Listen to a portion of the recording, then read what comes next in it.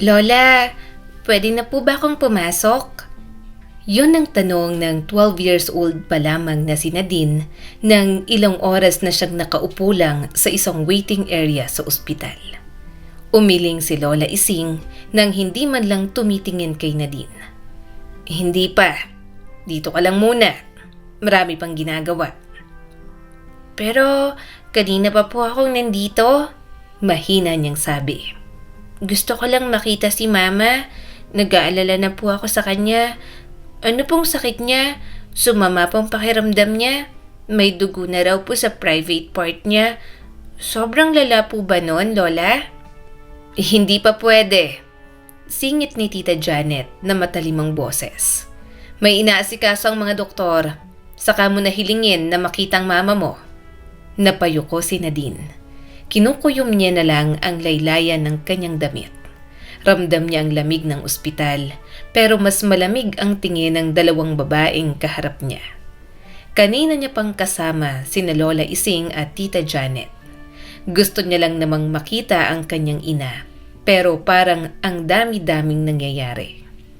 Hanggang sa loob ng emergency room, may naririnig siyang mahihinang hikbi. Boses yon ng mama niya. Bigla siyang napatayo mula sa upuan. Masakit pa rin ba? Tanong ng isang babaeng boses na siguro ay ang nurse. Oo, sagot ng mama niya. Pasensya na po, kasalanan ko po. Napatingin si Nadine kina Lola Ising at Tita Janet. Napailing ang mga ito na halatang mga dismayado. Bakit po umiiyak si Mama? Tanong niya. Dahil sa kalandian niya, sagot ni Tita Janet, nagalit at parang diring-diri.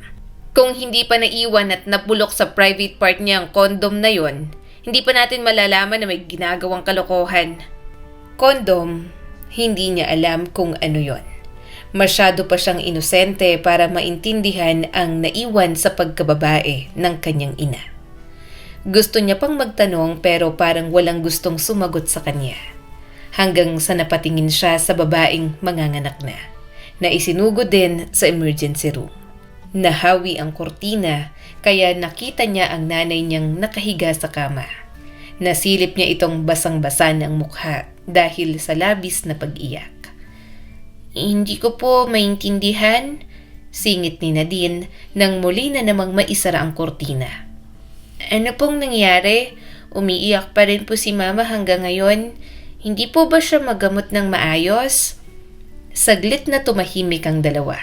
Napo-frustrate na si Nadine. Gusto niya lang namang malaman kung anong nangyayari sa kanyang ina. Bakit parang hirap na hirap ang mga ito na sagutin siya? May sakit lang ang mama mo, sabi ni Lola Ising sa wakas at parang pinipilit lang na maging kalmado. Anong sakit po? Tanong pa ni Nadine. Hindi agad sumagot ang lola niya.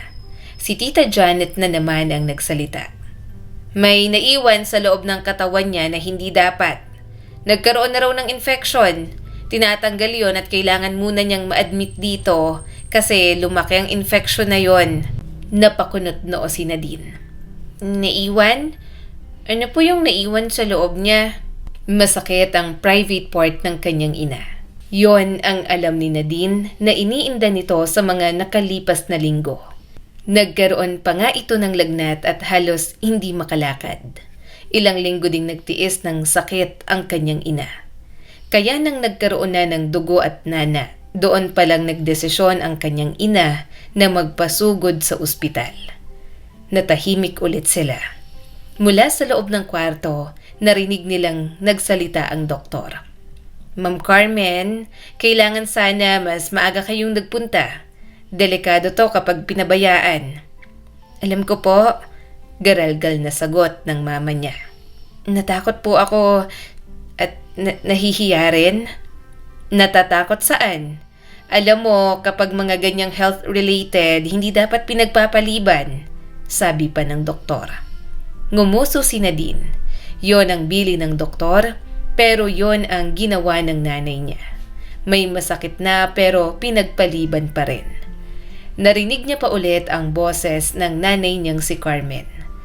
Natatakot po ako sa mga tanong nila, sa kung anong iisipin nila. Napailing si Auntie Janet. Malalaman talaga to ni Felix.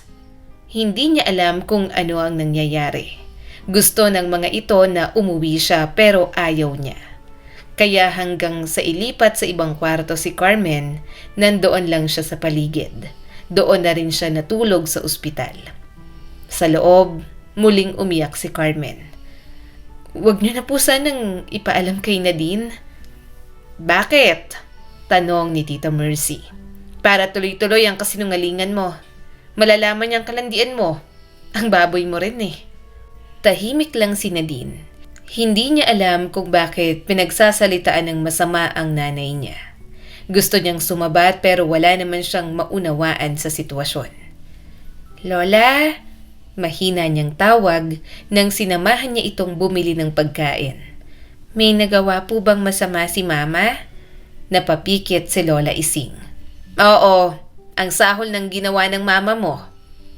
"Ano po ba yung masahol na yon?" tanong niya pa. Napatingin sa kanya si Lola Ising.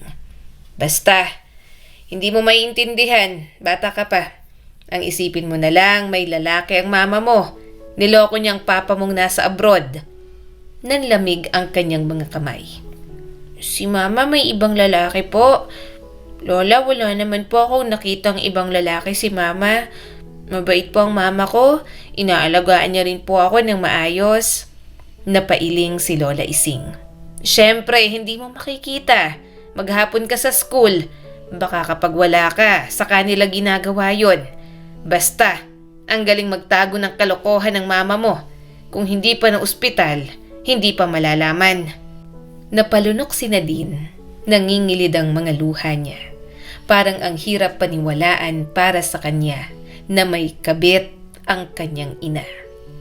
Para sa kanya, masaya silang pamilya at nagmamahalan ang kanyang mga magulang kahit magkalayo.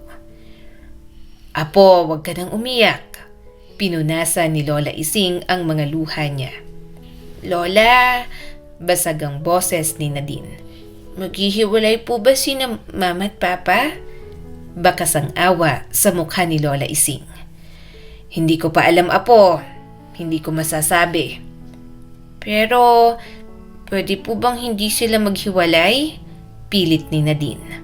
"Magbabago naman po si Mama, di ba? Kapag nagkasakit ka po, gumagaling ka rin. Kapag nagkamali ka, pwede ka rin namang mag-sorry." Sumulyap si Lola Ising sa kanya. "May mga desisyon na hindi na sa atin, Apo. Kailangan nating hintayin ang papa mo. Siya ang magdedesisyon kapag nakauwi na siya." Kailan po uuwi si Papa?" tanong ni Nadine. "Next month pa po, di ba? Sabi niyo po, sa last video call may tatapusin pa raw po siyang work doon." "Ewan ko," sagot ni Lola Ising. "Galit na galit ang papa mo." Napakunot noo si Nadine. "Bakit po? Dahil po ba kay Mama?" Tumango ang kanyang lola. "Nag-video call na sila kagabi nung tulog ka. Kasi nga nagulat din siya na isusugod sa emergency room ang mama mo." Nanlaki ang mga mata ni Nadine. "Nakausap na po nilang isa't isa?" "Ano pong sabi ni Papa?" Sunod-sunod ang tanong ni Nadine. "Sumigaw po ba siya? Umiyak po ba si Mama? Sinabi po ba niya na sorry?" Huminga ng malalim si Lola Ising. "Sumigaw ang papa mo. Matagal silang nag-usap. Hindi ko na pinatagal ang pakikinig. Sinabi niyang hindi niya inasahan yon sa mama mo. Sinabi niyang niloko siya." "Sinabi po ba niyang iiwan niya kami?" Halos pabulong na tanong ni Nadine. Hindi agad nakasagot si Lola Ising. Pinisil nito ang palad niya. Hindi niya sinabi ng diretso, pero galit na galit siya. At kapag galit ang tao, kung ano-ano ang nasasabi. Kaya nga ayaw namin ipadinig sa'yo kung mag-away sila. Napalunok si Nadine. "Hindi po ba siya galit sa akin?" "Hindi." Mabilis na sagot ng lola niya. "Wala kang kasalanan. Bakit siya magagalit sa'yo? Ang mama mo lang naman ang nagkasala sa kanya." Pero anak po ako ni Mama, mahina niyang sabi. Kapag galit po siya kay Mama, baka po galit din po siya sa akin. Umiling si Lola Ising. Hindi ganun ang papa mo. Mahal ka niya. Anak ka niya eh. Hindi ka niya idadamay sa galit niya sa mama mo. Maya-maya ay bumalik na sila sa silid. Nang makita siya ng mama niyang si Carmen, agad na tumulo ang mga luha nito. Nadine, mahina ang tawag ng kanyang ina. Lumapit siya sa kama. Mama, hinawakan ni Carmen ang kamay niya. Alam mo na ba? Sinabi na ba nila sa'yo? Pasensya ka na anak. Natakot lang si Mama. Hindi ko alam kung paano ko sasabihin sa'yo. Tumango lang si Nadine. Hindi niya alam kung ano ang isasagot. Gusto niyang umiyak, gusto niyang magalit, pero parang may nakabara sa dibdib niya. Bumili po kami ng pagkain sa labas. Masakit pa po ba? Tanong ni Nadine. Oo, sagot ni Carmen at bakas ang hiya at sakit sa mukha. Pero gagaling na rin, sabi ng doktor. Janet! Tawag ni Lola Ising sa labas. Mag-usap muna tayo. Paglabas ng dalawa, naiwan si Nadine at ang kanyang ina. Siya na ang naghain ng pagkain dito.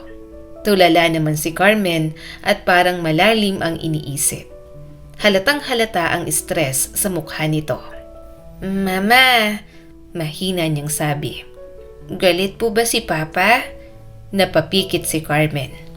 Oo, galit siya sa ginawa ko. Maghihiwalay po ba kayo? Napatingin si Carmen sa kisame. Hindi ko alam. Hindi ko pa alam. Ayaw niya akong kausapin. Kapag umuwi siya, doon pa lang kami maghaharap para pag-usapan ng lahat. Bakit po kayo nag-away? Tanong ni Nadine kahit na alam niya na naman ang sagot. Gusto niya lang manggaling mismo mula sa bibig ng ina. Umagos ang luha sa gilid ng mata nito. Nagkamali si Mama. May ibang lalaki po ba kayo? Nanginginig na tanong ni Nadine. Oo, parang may kumalas sa loob ng dibdib niya. May lalaki nga talaga ang nanay niya. Bakit po? Bakit po kayo naghanap ng iba? Bakit po niloko niyo si Papa? Bata pa siya pero gusto niya rin unawain ang mga rason ng kanyang ina. Gusto niyang malaman ng lahat. Pamilya niya yon at dapat may alam na siya sa mga nangyayari. Mahina si Mama, sagot ni Carmen. Nagkamali ako. Hindi ko naisip ang mangyayari. Hindi niyo po ba naisip si Papa?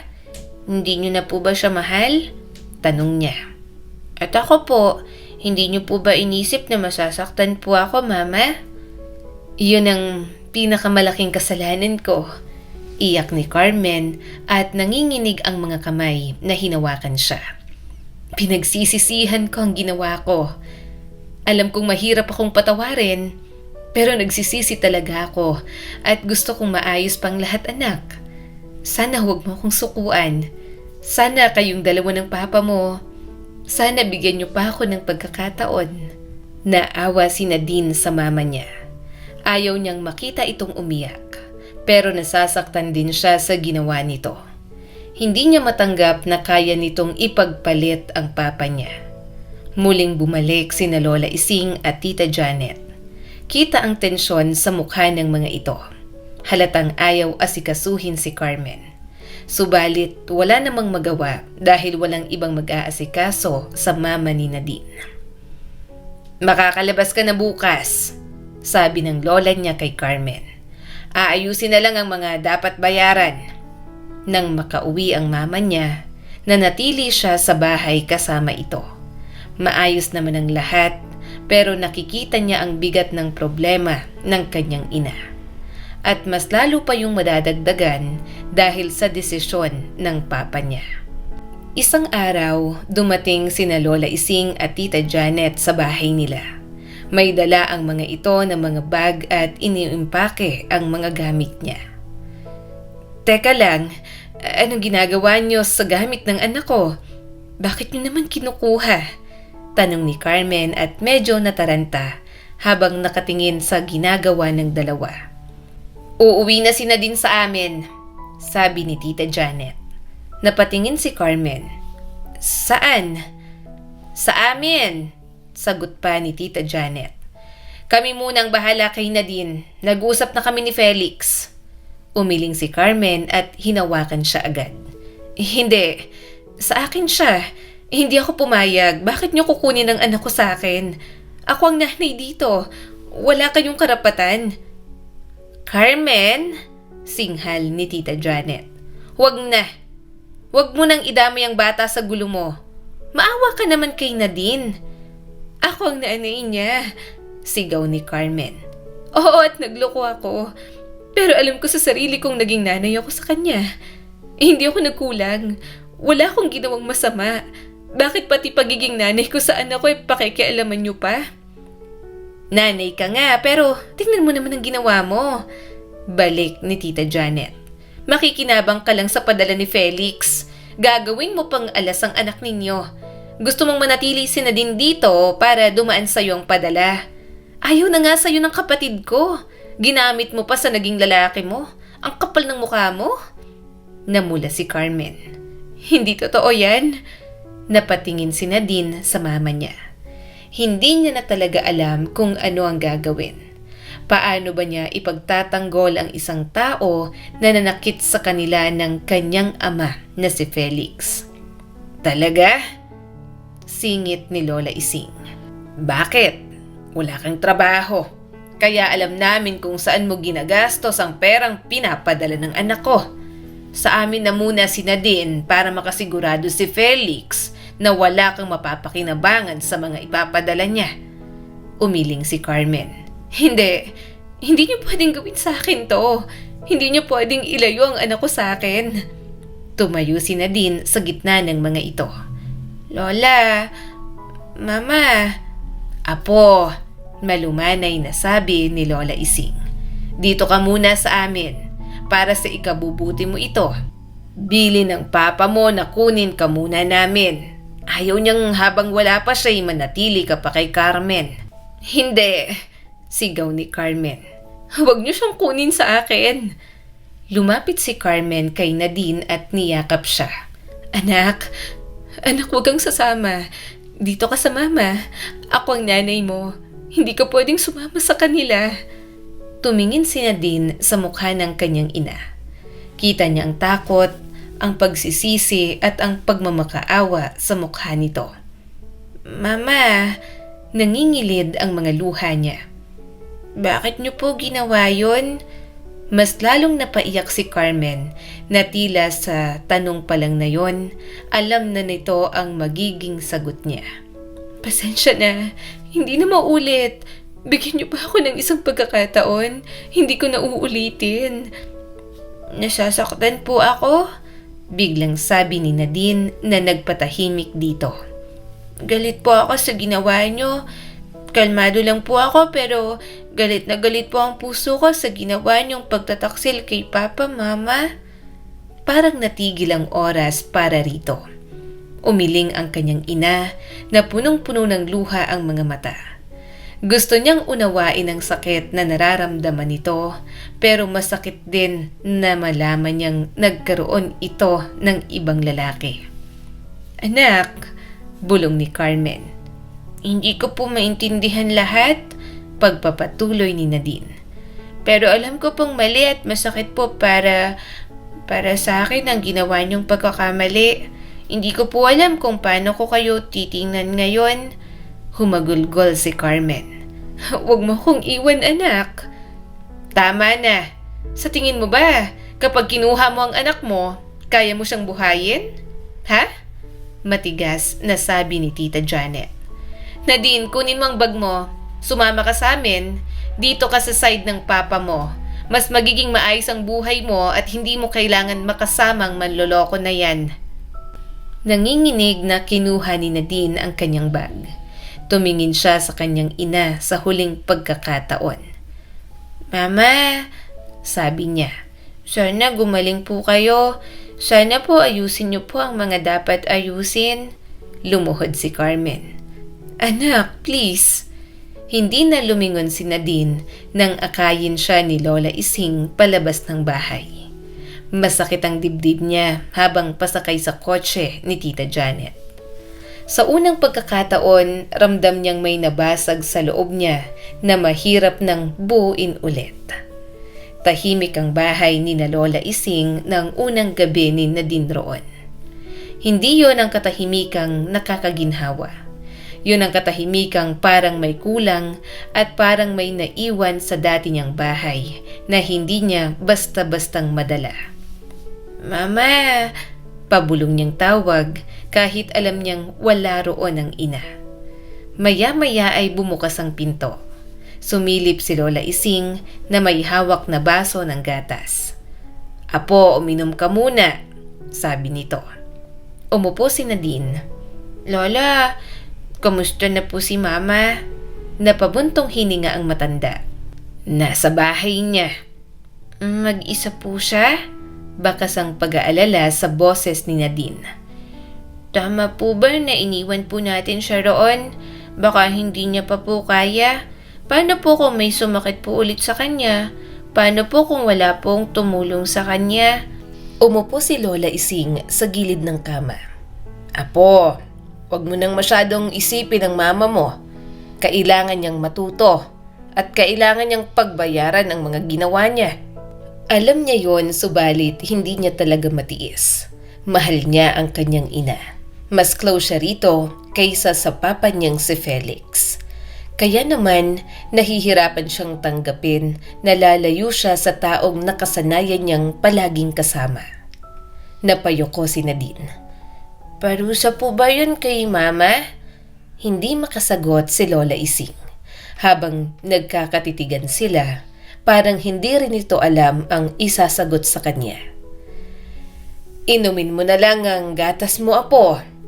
Okay yan para makatulog ka." Huminga ng malalim si Nadine. Ininom niya ang gatas kahit parang may bumabara sa lalamunan niya. Kahit yata uminom siya noon, hindi mawawala ang pag-aalala niya kay Carmen. Galit siya sa ginawa nito, pero inaalala niya pa rin palagi. 1 taon na lang, dagdag ng lola niya. "Uuwi na ang papa mo." Tumingin siya rito. "Talaga po? Uuwi na po si Papa? Kaso parang ang tagal pa po nun. Nadadagdagan na naman po ang work niya." "Oo, Nadine, huwag kang mag-alala. At mabilis lang ang 1 taon, Apo. Hindi mo namamalayan nandyan na siya." Tumango na lang siya. At least, uuwi na ang papa ni Nadine. Bahagyang gumaan ang kalooban niya roon. Umaasa siyang kapag umuwi ito, makipag-usap ito kay Carmen at ayusin ang lahat ng problema. Lumipas ang mga araw, pumasok ulit si Nadine sa school. Hatid sundo siya ni Tita Janet. 3 ang kapatid ng papa niya. Si Tita Janet lang ang wala pang asawa. Kaya yon at naaasikaso pa siya nito. "Kumain ka na ba?" Tanong nito minsan. "Apo." "Mag-aaral ka ng mabuti," dagdag pa ni Tita Janet. "Huwag kang gagaya sa mama mo." Hindi sumagot si Nadine. Idol niya simula noong 5 years old pa lang siya ang mama niya. Lahat ng ginagawa nito, gustong-gusto niyang gayahin. Pero pagkatapos ng mga nangyari, hindi niya na alam kung siya pa rin ang dating Nadine na gusto itong gayahin. Sa gabi, madalas siyang tumitingin sa cellphone. Umaasang tatawag ang kanyang ina. Minsan ay tumatawag naman ito. At least kahit kinuha siya ni na Lola Ising at Tita Janet, hindi pa rin siya pinagbabawalan na makausap ang kanyang sariling ina. "Nadine?" Mahina ang boses ni Carmen sa video call. "Mama?" Mabilis niyang sagot. "Kamusta po kayo?" "Okay na ako," sabi ng nanay niya at may pilit na ngiti sa mga labi. "Ikaw, kumusta ka dyan?" "Okay lang naman po, Mama. Mas abala po ako sa pag-aaral." "Namimiss kita, anak," sabi ni Carmen. Hindi agad nakasagot si Nadine. "Namimiss din po kita." Sa likod niya, naroon si Lola Ising. Tahimik lang pero ramdam ni Nadine ang presensya nito. Hinayaan lang siyang makausap ang kanyang ina. Hindi niya alam kung kailan siya tatagal sa setup na yon. Basta ang hiling niya lang, bumalik na sa dati ang lahat. Siya, ang mama niya at ang papa niya ang magkakasama at masaya silang pamilya. Araw-araw ay nakakausap niya rin ang papa niyang si Felix sa video call. "Anak, ang laki mo na." "Papa?" Masayang sagot ni Nadine. "Kailan po kayo uuwi?" "Malapit na," sabi nito. "Mag-aral ka lang ng mabuti ha. Huwag mo nang isipin ang mga nangyari." "Apo," sagot niya rito at tiningnan ang papa niyang halatang stress din. Masaya ka ba dyan sa lola mo?" Tanong ng kanyang ama. "Apo," sagot niya kahit na gusto niyang sabihing namimiss niya na ang kanyang ina. "Mabuti," sabi ni Felix. "Ako nang bahala pag uwi ko. Basta kahit anong mangyari, nandito lang ako palagi, anak. Hindi kita pababayaan." Minsan, gusto niyang itanong kung galit pa rin ba ito sa kanyang ina. Kung may pag-asa pa bang maayos ang mga ito pag uwi ni Felix. Pero hindi niya magawa. Pakiramdam niya, parang sugat yon na pilit sinasara ng mga taong nasa paligid niya. Habang lumilipas ang mga buwan, may mga salitang unti-unting nagkakaroon ng hugis sa isip ni Nadine. Alam na niya ang ibig sabihin ng kondom. Naririnig niya yon sa bulungan ng matatanda, sa usapan ng mga kaklase at sa isang health lesson na pilit niyang iniwasan. "Tita?" tanong niya kay Tita Janet habang naghuhugas ito ng pinggan. "Ano po ba yung kondom?" Natigilan si Janet. Dahan-dahan itong humarap sa kanya. "Sinong nagsabi sa iyo niyan? Bakit mo na itanong?" "Naririnig ko lang po," sagot ni Nadine. "Yun po yung naiwan kay mama, di ba?" Huminga ng malalim si Tita Janet. Protection yon ng mga taong gumagawa ng bagay na pangmatanda. "Para po saan?" "Para hindi magkaanak," sagot nito. "At para hindi magkasakit." Nanlamig si Nadine. "Ibig sabihin po may ginawang ganun si mama sa ibang lalaki. Kasi wala naman po si papa nung panahon na yon. Kaya nalaman niyo rin po na nagkaroon siya ng lalaki?" Tiningnan lang siya ni Tita Janet. Hindi na nito itinanggi. Doon niya tuluyang naintindihan na sobrang nakakahiya ang ginawa ng kanyang ina. Lumipas pang mga buwan, paminsan-minsan, umaasa pa rin si Nadine kahit kaunti na magbabalikan ang mga magulang niya. Na sa oras na umuwi ang papa niya, maayos pa rin ng mga ito ang lahat. "Lola?" tanong niya minsan habang nagbabalat ng bawang ang matanda. "Sa tingin niyo po, mag-aayos pa sina mama at papa?" Hindi agad sumagot si Lola Ising. "Apo, may mga bagay na kapag nasira, kahit ayusin mo, may bitak na." "Pero, pwede pa naman po, di ba?" Mahina niyang sabi. "May kaklase po ako ng mga magulang niya. Ilang beses na nagkahiwalay, pero ilang beses din pong nagkabalikan. Baka po ganun din sina mama at papa." Napatingin si Lola Ising sa kanya. "Apo, iba-iba ang relasyon ng bawat tao. Hindi ibig sabihin na ganoon ang nangyari sa iba. Ganoon din ang gagawin ng mama at papa mo. Magkakaiba tayo ng mga nararanasan sa buhay. Pero kung sakali na magkakabalikan silang dalawa, mahirap na yon. Maaayos man pero alam nating may lamat na." Gusto niyang bigyan ni Felix ng second chance si Carmen. Gusto niyang kapag umuwi ito, bigyan pa rin ng pagkakataon ng kanyang ama, ang mama niya. "Sige, kakausapin ko ang mama mo." Huminga ng malalim ang papa niya habang kausap niya sa video call. "Medyo humupa na ang galit ko. Gusto ko rin naman siyang intindihin. Inaamin ko rin naman kasi na may mga naging pagkukulang ako sa mama mo. Kaya sige at pipilitin naming ayusin ulit, anak." Naluha siya at biglang napangiti. "Talaga po, Papa? Thank you. Sobrang thank you po. Gusto kong mabuo po ulit tayo, Papa. Sana magkaayos po kayo ni Mama kapag nag-usap po kayo.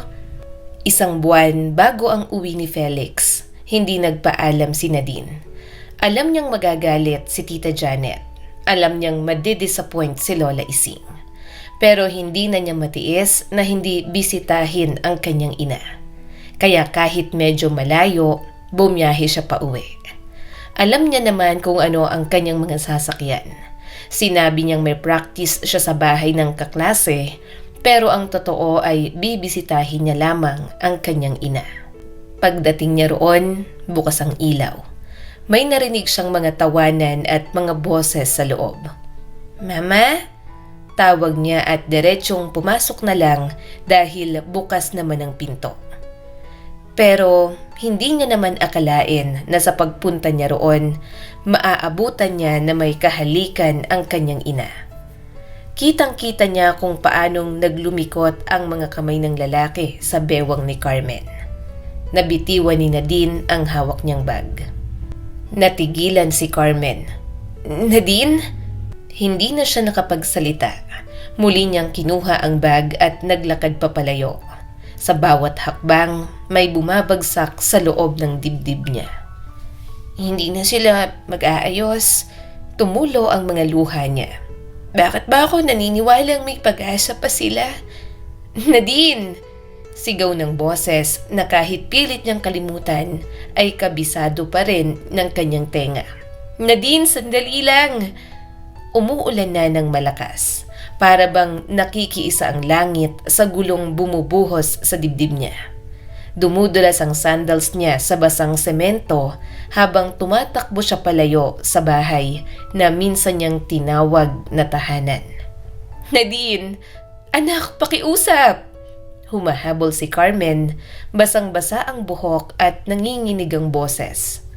Huminto si Nadine sa gilid ng kalsada. Hindi dahil gusto niya, kundi dahil hindi niya nakaya. Humihingal siyang humarap dito. "Wag na!" Sigaw niya pabalik. "Wag mo na akong sundan!" Lumapit si Carmen at halos madapa pa papalapit sa kanya. "Anak, sandali lang. Makinig ka muna sa Mama." Kita niya ang mukha ng ina, may luha at ulan na magkahalong dumadaloy. Ngunit ang imaheng nakita niya kanina, ang labi nitong nakalapat sa iba ay sariwa pa rin sa isip niya. "Bakit?" Tanong niya at nanginginig sa galit. "Para magsinungaling ka na naman? Palagi kitang binibigyan ng benefit of the doubt, Mama. Kasi mahal kita at ayokong husgahan ka. Bumiyahe pa ako papunta rito. Kahit first time kong bumiyahe para lang mabisita ka, Mama. Gusto kitang makausap kasi malapit nang umuwi si Papa. Kasi umaasa ako na baka makapag-usap pa kayo ng maayos. Tapos ganito ang nabutan ko. Wala na kaming pag-asa ng Papa mo. Ilang beses na akong humingi ng tawad at nagmakaawa sa kanya. Pero ayaw niya na. Anong gagawin ko?" "Huwag kang magsalita ng ganyan," hikbi ni Carmen. "Hindi mo alam ang pinagdadaanan ko." "Alam ko," sigaw ni Nadine. "Alam ko na ngayon. Alam ko na kung bakit ka na ospital. Alam ko na kung bakit galit si Papa. Alam ko na kung bakit ako pinilit na kinuha ni na Lola at Tita. Ayokong pagdudahan ka. Ayokong maniwala sa kanila. Pero sa nakita ko, mas pinatunayan mo na tamang ginagawa nilang desisyon na huwag ka nang patawarin. Mama, isang taon pa lang pero bumalik ka sa lalaki mo. Ganyan ba ang nagsisisi, Mama?" Napaatras si Carmen. "Anak, bakit?" Putol ni Nadine. "Bakit hindi mo inayos? Bakit hindi mo hinintay si Papa? Bakit may kahalikan ka na agad?" "Dahil ayaw na nga niya," sigaw pabalik ni Carmen. "Ayaw na ng Papa mo sa akin. Tinapos na niya. Hindi mo ba naiintindihan yon? Ha? Madali rin sa Papa mo na iwan ako. Kasi hindi naman kami kasal. Hindi ako ganoong kamahal ng Papa mo para bigyan ng pagkakataon. Mahal ka niya, Mama. Mahal na mahal ka niya. Nasaktan mo lang siya. Sinabi lang po niya yun kasi galit siya." Balik ni Nadine. Sana po sinuyo nyo. Sana po nagmakaawa kayo. Sana po ipinakita nyong mahal nyo pa rin siya. Pauwi na siya at kung sinuyo nyo lang po sana siya pag uwi niya. Sigurado po akong hindi ka niya matitiis. Baka mas may pag-asa pa. Pero nasa ng pag-asa na yon? Wala na, Mama. Kasi may nilalandi ka na agad na iba. Hindi mo man lang po ako inisip. Hindi po kayo nagpilit na ayusin ang pamilya natin para lang sa akin.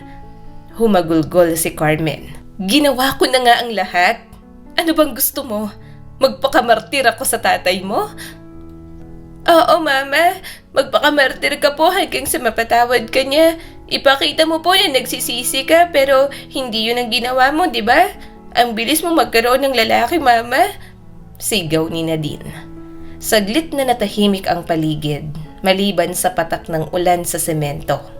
May ilaw ng sasakyan na dumaan at saglit na nagliwanag ang mukha nilang dalawa. Anak, mahinang sabi ni Carmen. Pagod na ako. Ayoko na ring masaktan. Ako po. Tanong ni Nadine. Hindi po ba ako nasasaktan?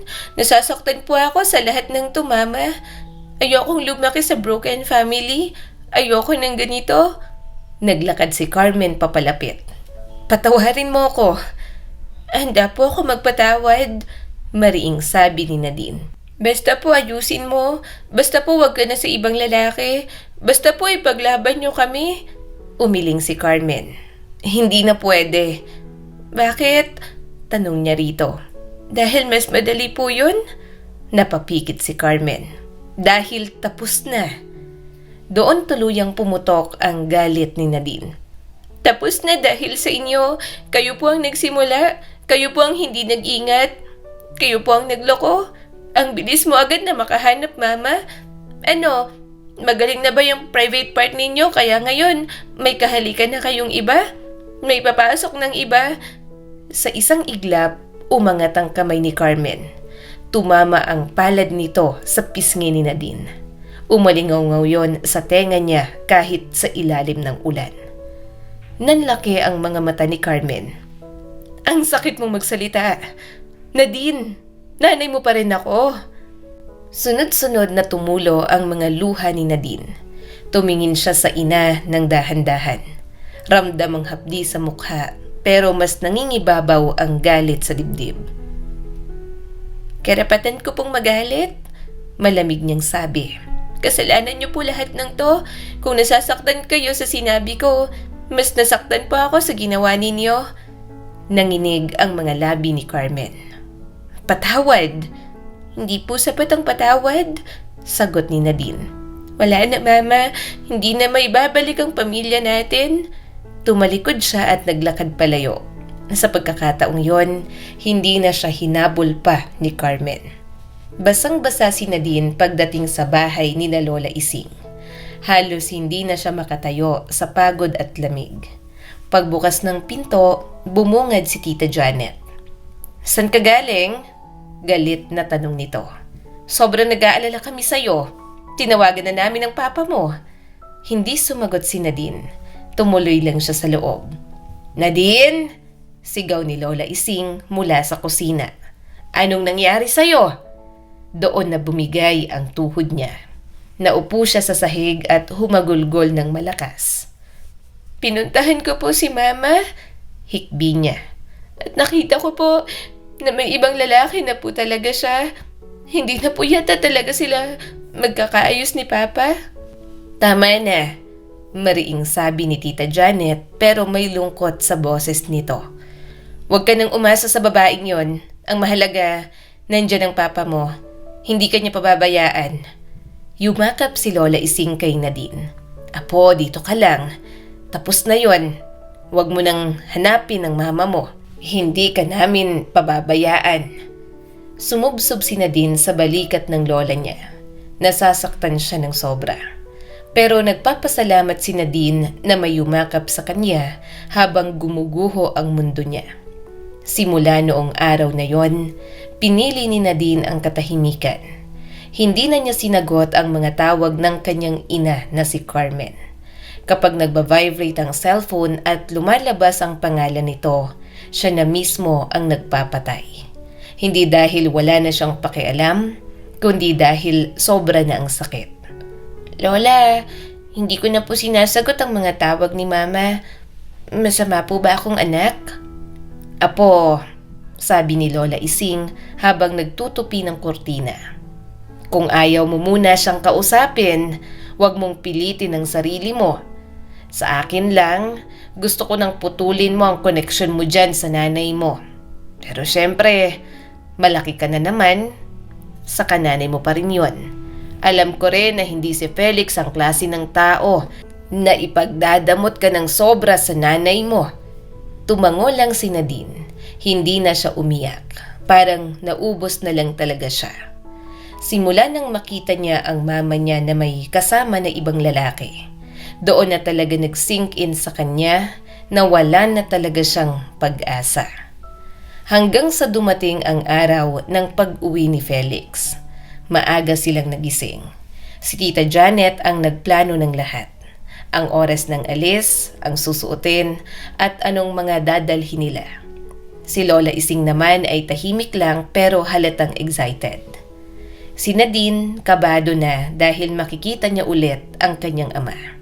Hindi sila gaanong close. Ngayong silang dalawa na lang, hangad niya na mas maging malapit sila sa isa't isa. Na sana hindi ito katulad ng kanyang ina na bibiguin lang din siya. Sa airport, hawak-hawak ni Nadine ang strap ng bag habang nag-aabang sila. Paulit-ulit niyang tinitingnan ang mga lalaking palabas ng gate. "Nadine!" tawag ni Felix sa kanya.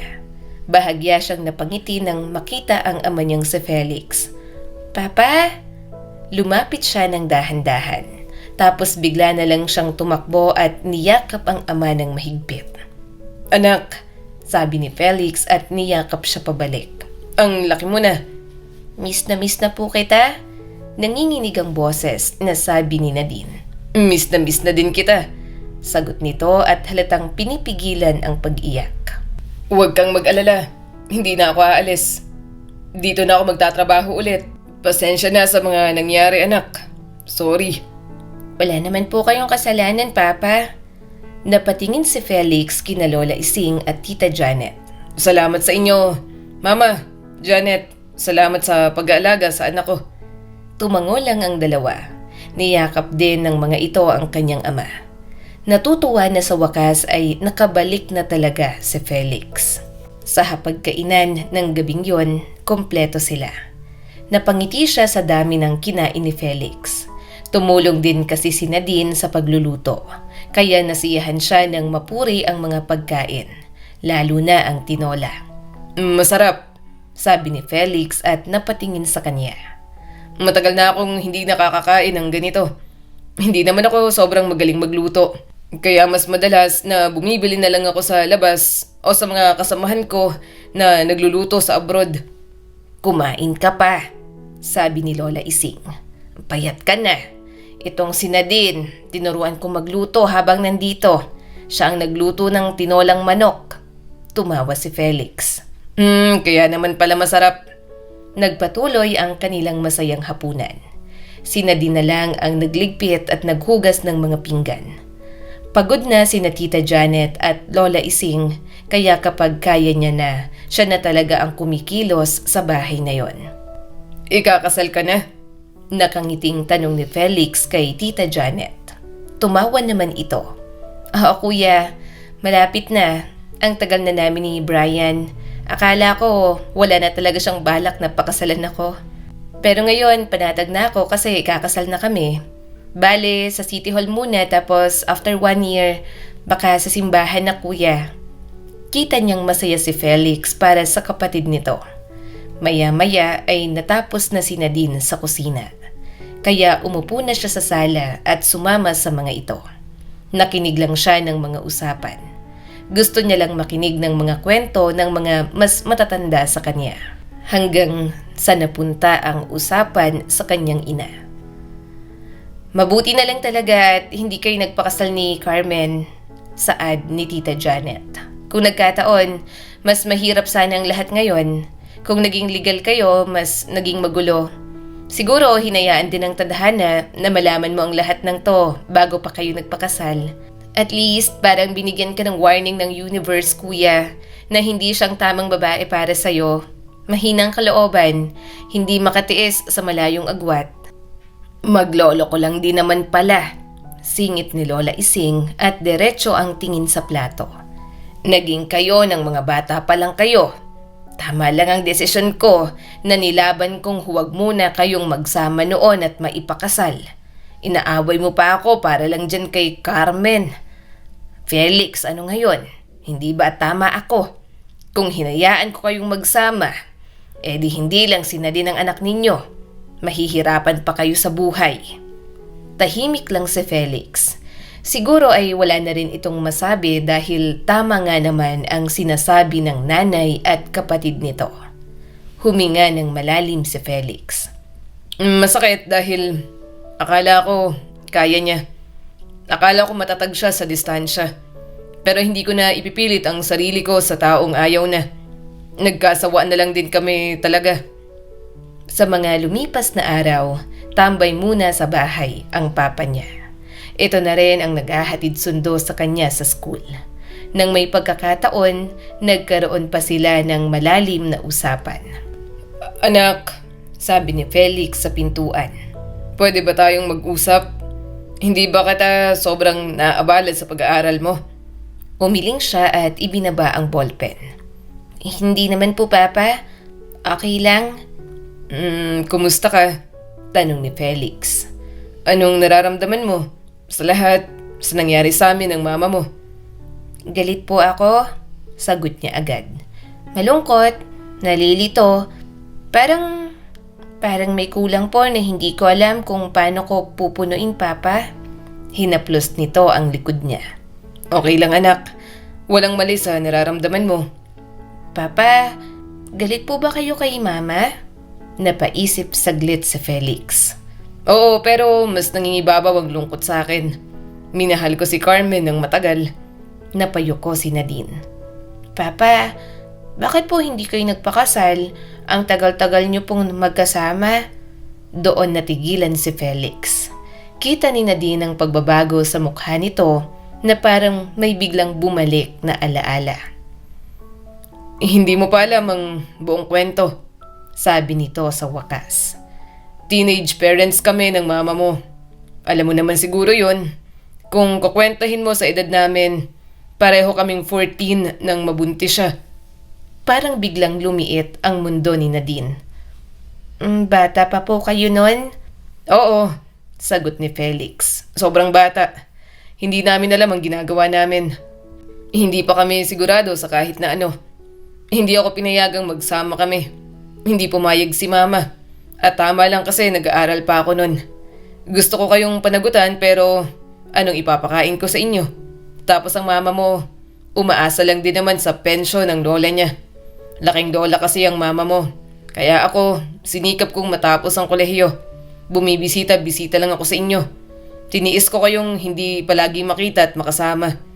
Bata pa kasi at sobrang pusok naming dalawa ni Carmen. Natatakot si mama. Saka yung lola ni Carmen na mabuntis na naman si Carmen.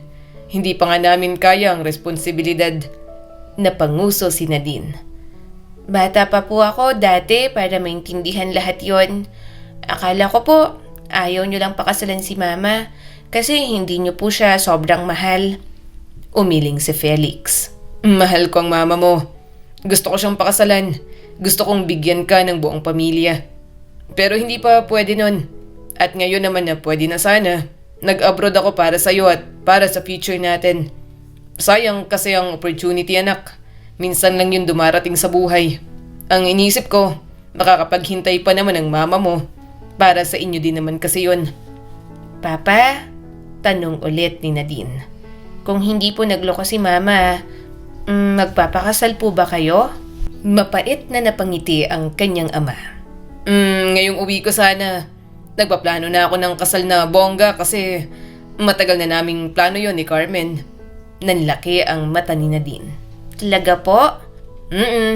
Sagot ni Felix. Kaya nga sabi ko sa'yo, gusto ko sanang makipag-ayos na lang at kalimutan lahat para buo pa rin tayo. Pero nang ikwento ni Mama at Janet yung pagpunta mo nung nakaraang buwan doon na nag-sink in sa akin na huwag na naming ipilit. Hindi na kami mag-work ng mama mo. Papa, napapikit si Felix at marahang tumango. Anak, hindi ko alam kung anong mangyayari sa atin ngayon. Pero nakikita ko ang sarili ko na may asawa. Ayokong maging mag-isa. Alam kong nandyan ka pero gusto kong maintindihan mo na mahirap sa akin ang walang asawa. Iba pa rin kapag may asawa ako na kasama kong tatanda. Kasi pagdating ng panahon, hindi ko naman sinasabing iiwan mo ko. Pero alam kong doon din patungo yun. Magkakaroon ka ng bagong pamilya mo at gusto ko sanang may kasama ako. Bala ko yun kung hindi nagloko ang mama mo. Pero ngayon, gusto ko yung hanapin sa iba. Hindi agad siya nakasagot. Minsan na ring sumagi sa isip ni Nadine na maaring mag-asawa ang kanyang ama. Pero ang tanging hiling niya lang, mabuting babae sana ang makita nito, na kahit mahirap sa kanya, pipilitin yung tanggapin ni Nadine. Papa, maghahanap na po ba kayo agad? Tanong niya rito. Masyadong bago pa po ang lahat.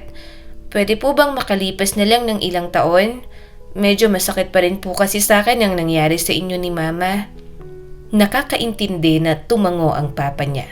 Oo. Hindi naman ako gaanong nagmamadali. Saka hindi rin naman madaling hanapin ang babaeng mamahalin ko ulit. Bibigyan ko ng panahon ang sarili ko na mag-move on din. Gumaan ang kalooban ni Nadine. At least, iniisip pa rin ni Felix ang mararamdaman niya. Sapat na yun sa kanya. Hindi niya naman ito pagbabawalang mag-asawa ulit. Bata pa si Felix at pwedeng-pwede pa talaga. Ang sa kanya lang, bigyan siya ng panahon na tuluyang maghilom. At kung sakaling magkaroon ito ng bagong asawa at mga anak sa ibang babae, huwag sana siyang kalimutan at iisang tabi. Para maibsan ng lungkot, tinoon na lang ni Nadine sa ibang bagay ang isipan. Sa school, nagsimula siyang makipag-usap ulit. Noong una, pakiramdam niya, parang dayuhan siya sa sarili niyang klase. Transferi kasi siya roon, kaya wala pang gaanong kakilala. Sanay siyang tahimik, laging nasa gilid, at laging may iniisip simula nang maghiwalay sina Carmen at Felix. Pero isang araw, may umupo sa tabi niya sa kantin. "Uy!" sabi ng babae na may maikling buhok at malakas tumawa. "Ikaw si Nadine, diba?" Tumango naman siya. Oo. Ako si Mia, sabi nito. "Ba't lagi kang mag-isa?" Napangiti siya ng kaunti. Wala pa kasi ako masyadong kilala rito. Nahihiya pa ako."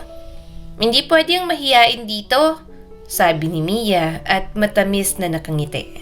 "Sama ka sa amin mamaya." At dahil gusto niya ng ibang bagay na pagtuunan ng pansin, tumango na lang si Nadine. Mula noon, hindi na siya palaging mag-isa. May kasabay na siyang kumain, may kasabay tumawa, at may kasabay magreklamo sa mga gawain at teacher nila sa school. "Grabe naman si Ma'am Santos," sabi ni Paulo minsan. "Parang galit sa mundo." "Galit talaga?" sagot ni Nadine, sabay tawa. Isang totoong tawa na matagal niya nang hindi nagawa. Kahit paano, nagkaroon naman ng kulay ang buhay niya. Hinahayaan lang siya ng kanyang pamilya. Alam naman ng mga ito na may disiplina siya. Natutuwa rin ang mga ito na makitang may outlet siya para mawala ang mga mabibigat na damdamin. "Lola, dito po muna kami tatambay ha.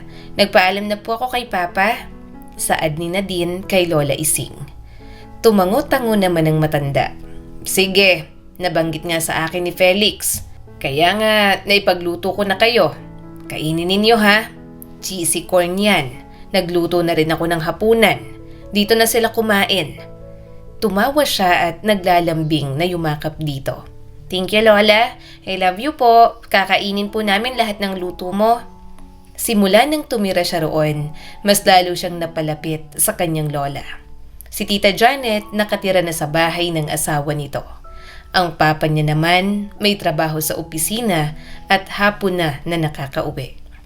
Kaya ang madalas niya talagang kasama kapag nasa bahay, si Lola Ising, isang kasambahay at ang mga pusa ng matanda. Bukod doon, nakaranas na siya ng puppy love katulad ng iba niyang kaibigan. Simpleng crush lang naman at alam niya kung hanggang saan lang. Palagi siyang pinapaalalahanan ng pamilya niya at ayaw niyang matulad sa kanyang parents. Kaya hanggang harot lang at hindi niya binu-boyfriend. Hindi rin siya nagpapaligaw. At doon niya unang napansin si Leo. Hindi niya agad tinawag na crush. Hindi niya rin agad inamin kahit sa sarili niya. Basta napansin niya na lang na palagi siyang napapatingin. Matangkad, maputi, mabango. Pero laging mukhang iritable, lalo na sa kanya. Top 1 sa klase at lagi pa siyang sinusungitan. Pwede ka bang tumabi ng maayos? Sabi ni Leo minsan habang nag-aayos sila ng upuan para sa group activity. Maayos naman na, sagot ni Nadine at medyo natatawa pa. Hindi. Masungit na sabi ni Leo. Natamaan mo yung bag ko. Kasi ang laki-laki, balik niya sabay irap. Ang sungit-sungit talaga. Hindi ka ba natatakot na baka bukas pagising ko hindi na kita crush? Napatingin sa kanya si Leo. Wala akong pakialam. Imbes na ma-offend, napangiti si Nadine. Gustong-gusto niya talagang inaasar ang crush niya. Namumula ito na parang kamatis kapag nasasagad na ang pasensya. Ang sungit niya, bulong ni Mia nang tumabi siya rito. Cute nga lalo akong nagiging crush. Natatawang sagot ni Nadine at sinulyapan si Leo. Simula noon, parang naging laro na ang lahat. Kapag sinusungitan siya ni Leo, mas lalo siyang nagpapapansin. Yun ang mga munting aliw ni Nadine para makahanap ng kaligayahan. Uy, Leo! Tawag niya minsan. Alam mo bang mali yung sagot mo sa number 3? Napatingin ito. Ikaw ang mali.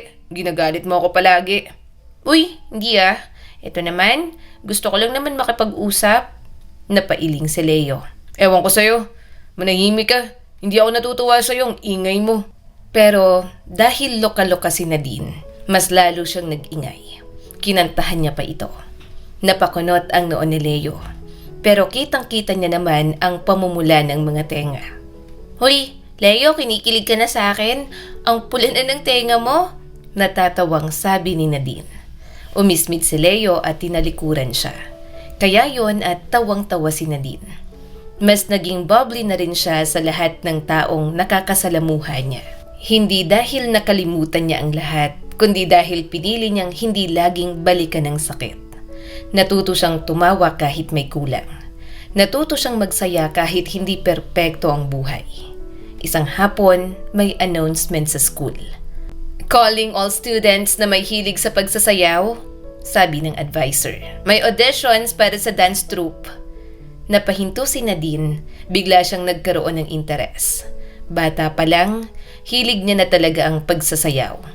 Pinapasok siya noon sa dance class at may alam siya sa hip-hop at ballroom. Sumali ka, sabi ni Mia. Ang galing mo kayang sumayaw sa PE. Kaya mo yan, dagdag ni Paulo. Nag-alangan siya sandali. Tagal ko nang hindi sumasayaw Medyo maraming nangyari sa buhay ko. So? Tanong ni Mia. Mas magaling ka pa rin. Sumali ka na. Sayang ang talent mo. Sayang nga talaga, lalo na kung alam niya noon pa lang na gusto niya talaga ang pagsasayaw. Wala siyang ibang maisip na gawin sa buhay kundi ang magsayaw. Kaya sa audition, nanginginig man ang tuhod ni Nadine sa sobrang kaba. Inayos niya pa rin. Kusang gumalaw ang katawan niya sa music. Hindi niya inisip ang problema. Hindi niya inisip ang mama niya. Hindi niya inisip ang kulang sa pamilya niya. Sumayaw lang si Nadine. At doon niya naalala kung sino siya bago siya masaktan. Congratulations! Sabi ng coach. Pasok ka sa dance troupe. Napangiti siya ng malapad. Salamat po, coach. Dahil nakitaan ng galing, sinali rin siya sa ballroom. Nalaman ng mga ito na may background siya sa pagsasayaw, kaya talagang ginagawa siyang center. May ballroom team din tayo, sabi ng coach minsan. Gusto mo bang subukan? Nanlaki ang mata ni Nadine. Ballroom po? Oo, sagot nito. May competition sa loob at labas ng school. Parang may bumukas na pinto sa dibdib niya. Opo, gusto ko po. Interested po ako dyan. Nagsimula na siyang mag-practice kasama ng partner niya. Sobrang saya ng puso niya sa bawat hawak at bawat ikot. Pakiramdam niya, nagiging gamot niya yon sa lahat ng sugat na mayroon sa puso niya. Hoy, Nadine! Natatawang sabi ni Mia. Si Leo nasa Recom Building. Nanonood kanina sa practice mo. Ateng, yung crush mo namumula yata sa selos habang kasayaw mo si Greg. Natigilan ang mga walang hiya niyang kaibigan. Napairap na lang siya. Ayaw niyang maniwala. Pakiramdam niya, pinagtitripan lang siya ng mga ito. Huwag nga kayong ganyan, baka umasa ako, sabi ni Nadine sabay bungisngis. Malakas na tumawa ang mga kaibigan niya. Kapag talaga si Leo na crush niya ang topic, palaging buhay na buhay ang mga kaibigan niya. Pag uwi niya isang gabi, nadatna niya ang amang si Felix. Maaga itong umuwi, kaya nakipagkwentuhan pa sa kanya. Masaya ka ba? Gusto mo talagang pagsasayaw? Tanong ng kanyang ama. Opo, parang gusto ko pong gawing pangmatagalan. Nakikita ko po talaga ang sarili ko na dancer. Napangiti si Felix. Tuloy mo yan, bagay sa'yo. Basta kung ano sa tingin mo makakabuti sa'yo, sabihin mo lang sa akin at susuportahan kita. Tumango si Nadine. Salamat, Papa. Hindi pa rin buo ang pamilya niya. May mga gabing tahimik pa rin. May mga alaala pa ring sumusulpot. May mga tanong na walang sagot. Pero ngayon, may mga kaibigan na siya. May sayaw at may pangarap na pwede niyang pagkaabalahan. At kahit bata pa siya, natutunan niyang hindi lahat ng kulang ay kailangang punuin agad. Hanggang sa dumating ang araw na inaasahan ni Nadine. Pero akala niya ay matatagalan pa. Sa puntong yon, may bago ng minamahal ang ama niyang si Felix. Huwag kang kabahan, sabi ni Felix nang nasa sasakyan sila. Magmemeryenda lang tayo. Tahimik lang si Nadine at nakatingin sa bintana. Kita niya ang sarili niyang refleksyon. Mas matangkad na siya kaysa sa dati. Mas maayos ang postura at mas buhay ang mga mata. Pero sa loob niya, may kaunting kaba dahil may bagong tao na papasok sa mundo nila. Sino po ba? Tanong niya sa wakas. Napatingin sa kanya si Felix. Nagkakilala kami sa opisina. Mabait ang girlfriend ko at hindi mo kailangan mag-alala. Hindi na nagtanong si Nadine. Alam na niya. Matagal na niyang napapansin ang pagbabago ni Felix nitong mga nakaraang buwan. Mas madalas na ang ngiti ng kanyang ama. At alam niyang may dahilan sa likod nun. Huminto ang sasakyan sa isang cafe na hindi nila madalas puntahan. Pagpasok pa lang nila, nakita niya na ang girlfriend ng papa niya. Nakaupo ito sa isang mesa malapit sa bintana. Simple ang suot na puting blouse, slacks at maayos ang buhok. Nang makita si Felix, tumayo ito at agad nang umiti. Hi, ikaw na siguro si Nadine? Tumango si Nadine. Apo, ako si Regina. Sabi nito pagkatapos halikan sa pisngi ang papa niya. Nice to finally meet you. Inabot nito ang kamay. Saglit na nag-alangan si Nadine pero nakipagkamay pa rin siya. Umupo na tayo, sabi ni Felix at halatang may kaunting nervyos din. Habang umiinom sila ng coffee at kumakain ng cake, sinubukan ni Regina na magbukas ng usapan. So, saad nito habang nakangiti kay Nadine. Nabanggit sa akin ng papa mo, mahilig ka raw sumayaw. Nagulat si Nadine na alam nito yon. Opo. Ballroom at hip-hop, diba? Dagdag pa ni Regina. May pinsan ako na dating competitor. Ang hirap nun pero maganda kasi kung san-san sila nakakapunta. Napatingin si Nadine kay Felix. Kinakwento niyo po ako sa girlfriend niyo, Papa?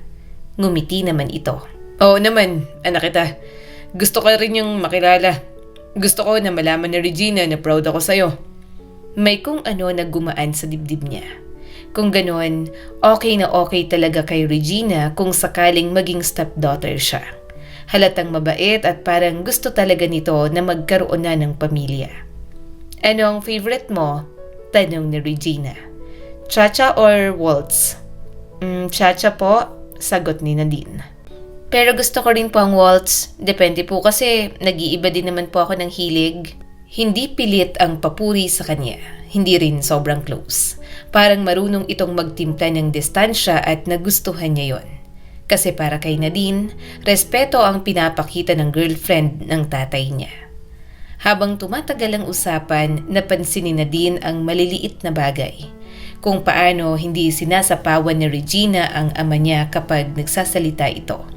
Kung paano siya tinitingnan sa mata kapag kinakausap, kung paano ito nagtatanong para lang makilala siya. So next time, kung okay lang sa'yo, gusto sana kitang ayain sa labas. Gusto ko sana na magkaroon tayo ng bonding, sambit ni Regina sa kanya. Hindi agad sumagot si Nadine. Tumingin siya kay Felix, saka bumalik kay Regina. Sige po kapag hindi na po ako busy. Sa sasakyan pa uwi, tahimik ulit si Nadine. Nasa likod na siya dahil nasa unahan na si Regina. Habang nandoon, naririnig niya ang saya ng kanyang ama. At nang maihatid ang girlfriend, naiwan pa rin ang sayang yon kay Felix. Anak, maingat na sabi ni Felix. Okay ka lang ba? Tumango naman siya. Apo, kung may sasabihin ka, sabihin mo lang. Dagdag ng kanyang ama. Hindi kita pipilitin na gustuhin agad ang girlfriend ko. Ang gusto ko lang ay mabigyan mo muna siya ng chance. Huminga ng malalim si Nadine. Papa, okay po si Tita Regina. Napahinga ng malalim si Felix. Talaga? Apo, mukha naman po siyang maayos, mabait at may class. Napangiti si Felix. Natutuwa akong marinig yan. Tinanong po niya ako, hindi po siya parang naghanap siya ng tamang salita. Parang nang aangkin, ramdam ko po na mabait siya. Unang beses ko lang po siyang nakita pero alam ko na po kung bakit niyo siya nagustuhan. Ang mahalaga po sa akin kung napapasaya po ba kayo, kung mahal po niya kayo at kung mabuti po siya sa inyo, dun po ako magiging okay. Hindi agad nakapagsalita si Felix. Inihinto nito sandali ang sasakyan sa gilid ng kalsada. Lumingon ito kay Nadine at matamis na napangiti. Salamat anak. Hindi po ibig sabihin nun na madali. Nasaktan po ako ni Mama pero mama ko pa rin po siya. Dagdag ni Nadine. Pero ayoko na pong malungkot. Lalo na po kayo. Hindi rin naman po masama na may madagdag na taong magmamahal po sa ating dalawa. Tumawa ang papa niya at hinalikan siya sa noo. Ang laki mo na. Sobrang proud na proud ako sa'yo anak. Nais ni Nadine na makitang masaya ulit ang papa niya. Marami na itong isinakripisyo. Hindi naman siya pinabayaan, kaya deserve nito ang lahat ng bagay na magpapaligaya rito. Makalipas ang ilang buwan, napansin ni Nadine ang mga pagbabago kay Felix. Minsan, nakikita niya ito na may hawak na maliit na kahon, paulit-ulit na binubuksan at isinasara. Papa? Tanong niya isang umaga habang nagtatali ng sintas. May tinatago po ba kayo? Napangiti si Felix. Wala. Umiling si Nadine. May tinatago po kayo? Tumawa ang kanyang ama. Malakas talagang radar mo. Hindi na siya nagtanong. Parang ayaw niyang sirain ang sandaling yon. Hanggang sa isang gabi, habang kumakain sila ng hapunan, biglang huminga ng malalim si Felix. Nadine, sabi nito habang seryoso ang boses. May sasabihin ako. Tumigil ang kutsara niya sa ere. Ano po yon? Naglabas si Felix ng maliit na kahon mula sa bulsa at inilapag sa mesa. Magpo-propose na ako kay Regina. Hindi na nagulat si Nadine. Talaga po? Oo, sagot ni Felix. Okay lang ba sa'yo? Oo naman po, gustong-gusto ko po si Tita Regina. Napabuntong hininga ang kanyang ama na parang may matagal na bitbit na bigat na sa wakas ay nailapag na. Salamat. Salamat talaga Nadine. Masaya po ako para sa inyo. Deserve niyo pong maging masaya. Dahil sa balitang yon, tuwang-tuwa rin naman si Lola Ising. Gusto nito si Regina, kaya walang dahilan para tumutol pa ito. Nang mag-propose si Felix kay Regina, iyak ito ng iyak. "Congratulations po," sabi ni Nadine at niyakap si Regina. "Promise, tutulungan ko po kayo sa preparation niyo sa wedding." At tinupad niya yon. Kasama siya sa pagpili ng kulay ng motif. Kasama siya sa paglista ng mga bisita. Siya ang nagbibigay ng option sa mga gagamiting bulaklak, pati na rin sa gown ng kanyang magiging stepmother. "Gusto mo ba ng puti o ng peach?" tanong ni Regina minsan. Peach po," sagot ni Nadine. "Mas warm pero kung ano pong gusto niyong kulay." Ngumiti si Regina. "Pareho tayo ng taste. Gusto ko rin ng peach. Thank you sa pagtulong mo sa amin ha. Hindi ba kita naaabala?" Umiling si Nadine. "Masaya naman po akong tumutulong. Saka bakasyon naman po kaya wala po akong ginagawa." Hindi siya napipilitan, hindi siya nabibigatan. Maluwag sa puso niyang tumulong dahil sa wakas, ikakasal na ang kanyang pinakamamahal na ama. Isang hapon, ilang araw bago ang kasal, tinawag siya ni Regina sa sala. "Nadine, pwede ba tayong mag-usap?" Tumango siya at umupo sa sofa. Tahimik ang bahay. Naroon si Felix sa kusina at abala sa kausap nito sa cellphone. Huminga muna ng malalim si Regina. "Gusto kong maging malinaw sa'yo. Mahal na mahal ko ang papa mo. Hindi perpekto ang lahat. Alam ko ang pinagdaanan nyo. Alam ko ring hindi madaling tanggapin ang isang bagong tao sa buhay ninyo. Ayoko namang palitan ng mama mo. Hindi ko rin kukunin ang lugar na hindi akin." Tumango si Nadine. Alam niya naman yon. Hindi ganoong klase ng tao si Regina. "Pero kung papayag ka," dagdag ni Regina at hinawakan ang kamay niya. "Gusto kong hayaan mo kung maging ina rin sa'yo. Hindi ka palit ng mama mo, kundi kasama mo at dagdag na taong magmamahal sa'yo." Napalunok si Nadine.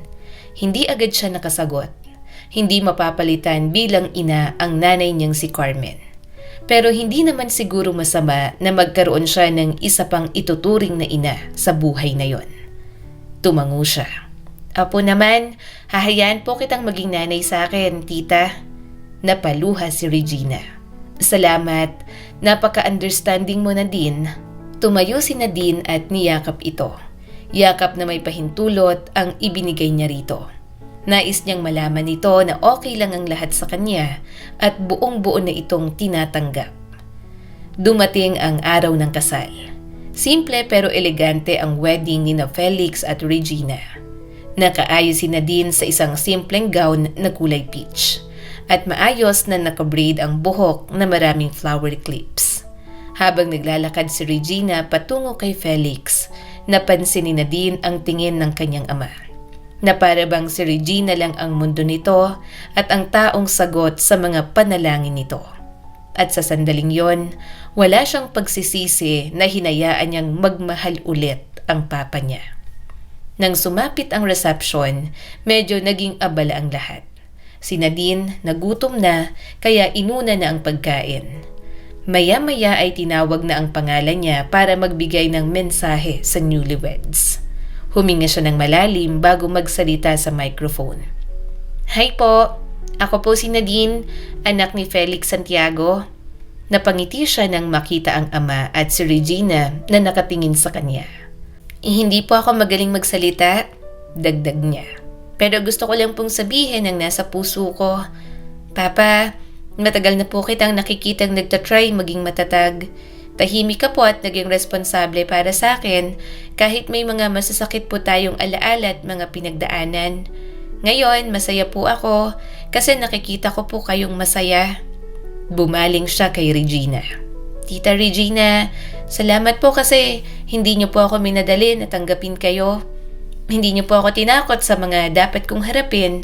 Hinintay niyo po akong maging handa." Nakita niyang napaluha si Regina. Agad itong kumuha ng tissue at parang gusto na siyang yakapin.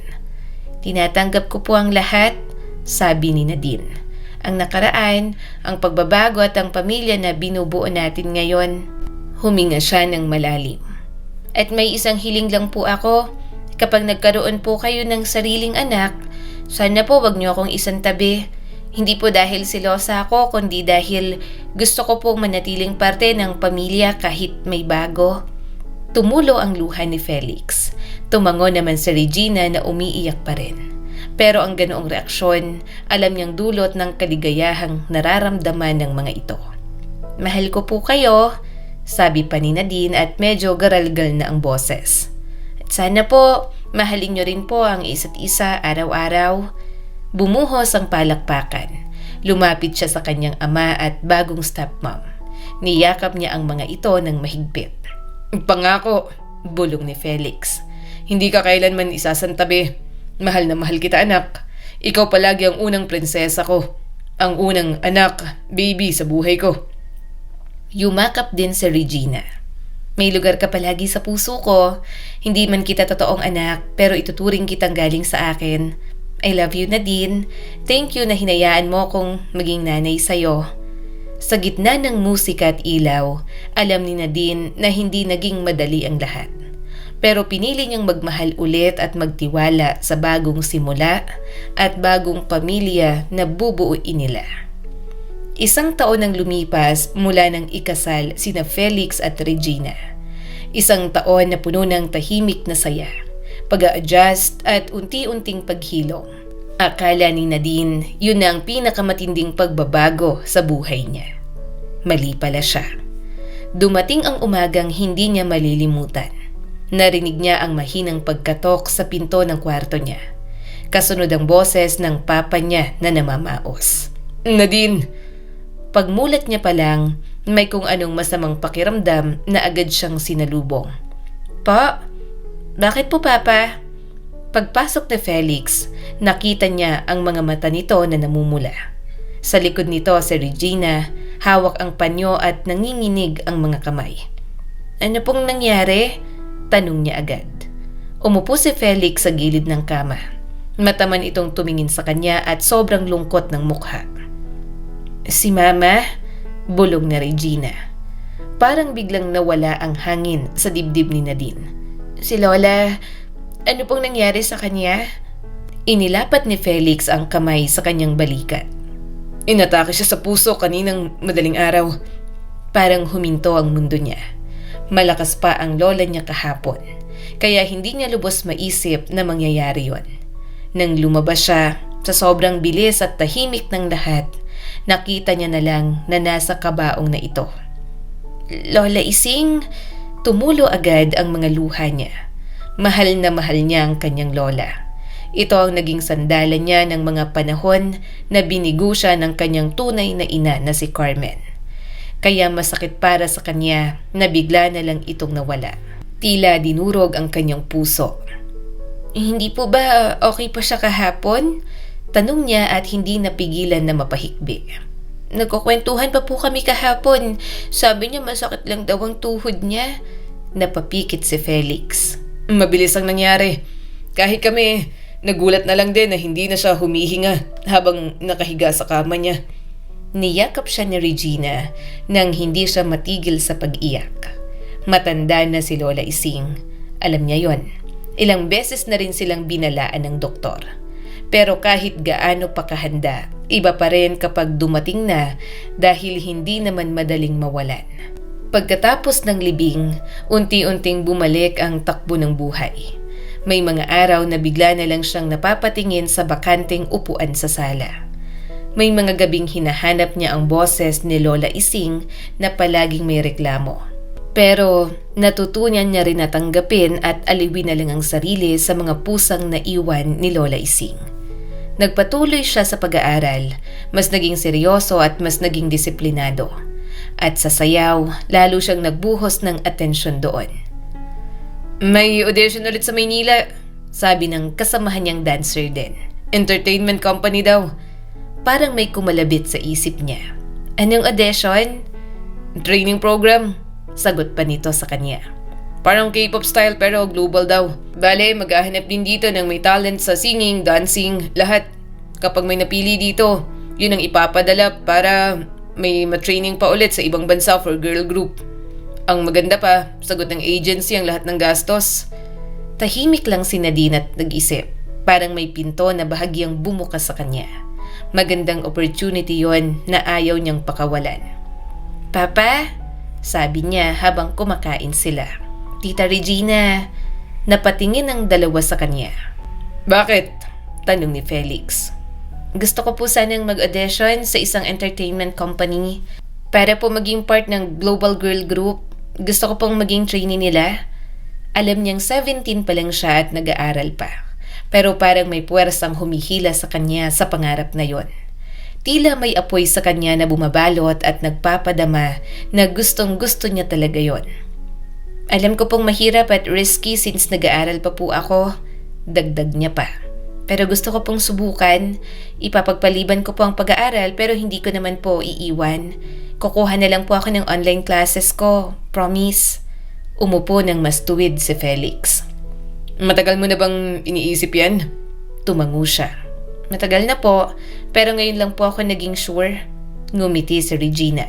Gusto mo bang kumanta at sumayaw buong buhay mo? Opo. Sagot niya ng walang alindangan. Huminga ng malalim si Felix. Kung doon ka masaya, susuportahan ka namin.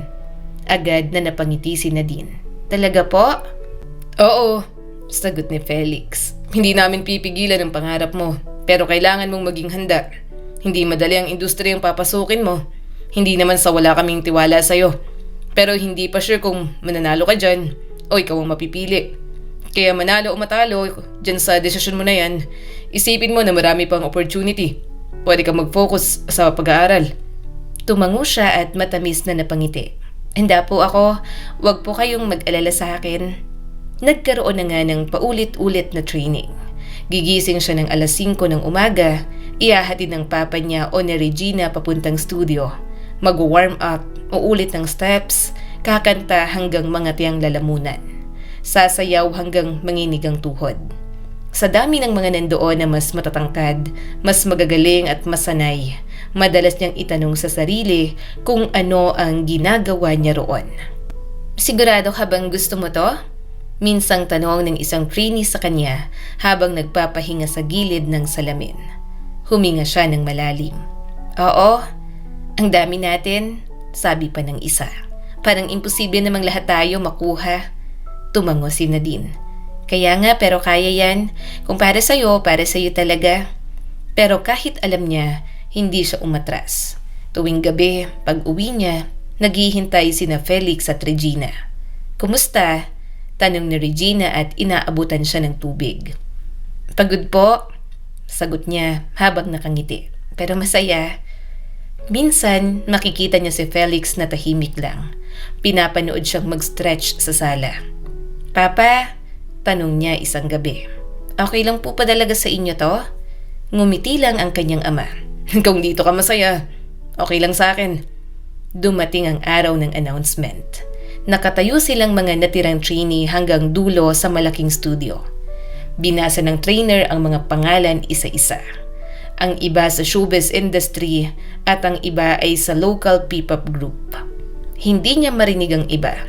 Parang humihina ang tunog habang tumatagal.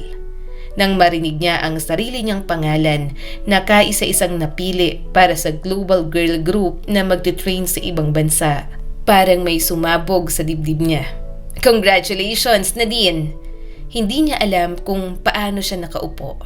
Hindi niya alam kung paano siya napaiyak. Tinakpan niya lang ang mukha niya habang nanginginig ang balikat. Uy, umiiyak ka? Bulong ng katabi niya. Tumawa siya ng may luha. Oo, hindi ko mapigilan. Sobrang saya ko.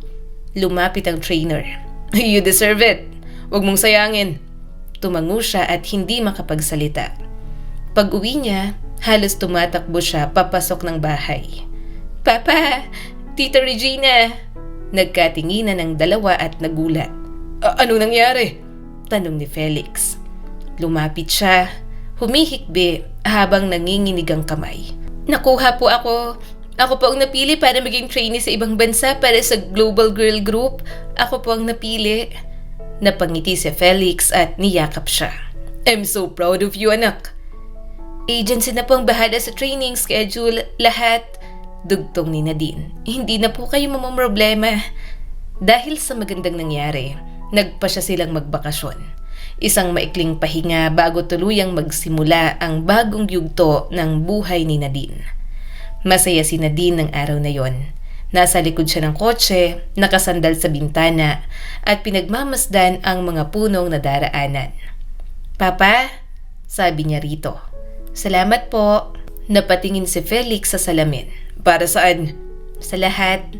Ngumiti ang kanyang ama. Oo naman, gagawin lahat ni Papa para sa'yo. Anak kita. Samantala, tahimik naman si Regina sa passenger seat na mukhang masama ang pakiramdam. "Okay ka lang po?" tanong ni Nadine. "Oo," sagot ni Regina. "Medyo nahihilo lang ako, anak." Normal na araw lang dapat yon, hanggang sa hindi nila nakita ang paparating. Isang malakas na tunog ang kanilang narinig. Isang biglang ikot ng manibela at malakas na sigaw. "Felix!" bulalas ni Regina. "Papa!" Parang biglang dumulas ang mundo sa kanila. Parang nawala ang kalsada, parang nahulog ang langit. Narinig ni Nadine ang sarili niyang sigaw habang umiikot ang kotse. Tumama ang ulo niya sa upuan hanggang sa tumigil ang kotse na sinasakyan nila sa gilid ng bangin. Papa!" ungol ni Nadine. "Papa!" Nakaalis si Felix sa loob ng sasakyan. Sila ni Regina ang natira. Silang dalawa na halos hindi gumalaw dahil kapag gumalaw sila, dediretso sa kakahuyan sa ibaba ang sasakyan nila.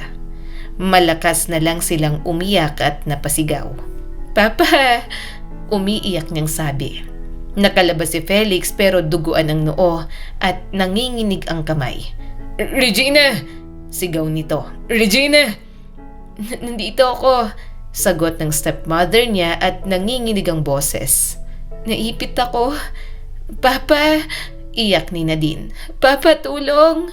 Narinig nila ang unti-unting pag-usad ng kotse.